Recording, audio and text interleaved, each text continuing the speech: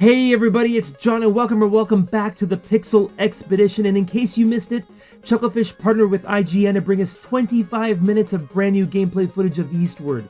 This episode features some of that gameplay, so this is your stop if you want to avoid any more spoilers. That said, I won't be showing the whole thing here, so if you want to watch the 25 minutes of gameplay in its entirety, there's a link in the description to where you can find it. Now, according to the Steam page, the gameplay is a sneak preview of an area called Quake Valley that takes place around 10 hours into the game after John and Sam arrive in the metropolis of 𝘃𝗃𝗃𝗃, which should be a very familiar place.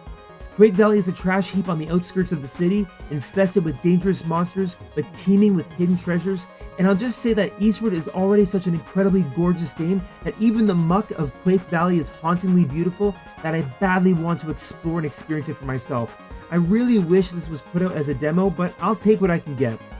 Now, all this and more is part of the hype train that just left the station and will continue until the game's release. While we're still anxiously waiting for the release date, we can rest assured that the game will not be shadow dropped, so we'll definitely see the train coming in. But what else do we know, and what can we expect in the meantime?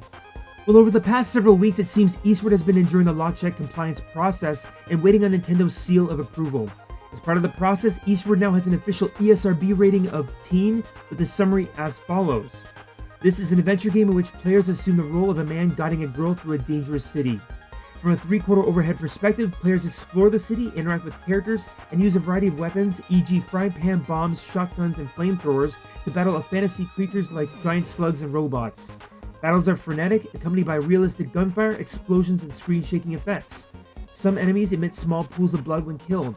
The game also contains references to suggestive material, a Wild Love adult magazine which can be purchased from a store, a dominatrix stating, "The men in this city won't know what hit them.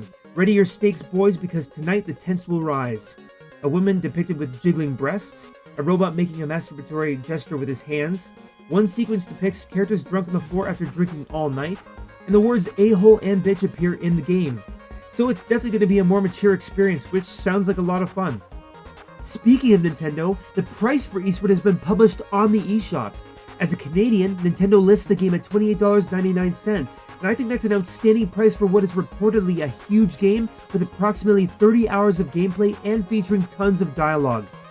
Now, for those of you still begging for a physical copy to play on your Switch, Chucklefish will absolutely consider it once they see how large the audience is. It's just too risky for indie publishers to put up the capital for physical copies if you can't guarantee a return on sales. So we'll just have to wait and see. In the meantime, Chucklefish and 𝘃𝗃𝗃𝗃𝗃 are looking to release at least 3 more Devblogs, the last of which will feature composer 𝘀𝑂𝗂𝗽𝗍𝗄, who composed 70+ tracks for Eastward. The music for this game just melts my heart, and I cannot get his tunes out of my head. But that will do for this episode.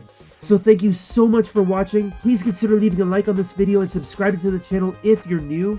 Courtesy of Chucklefish, I'll leave you with the spectacular Quake Valley gameplay teaser if you haven't seen it already. And until next time on the Pixel Expedition, take care and stay safe.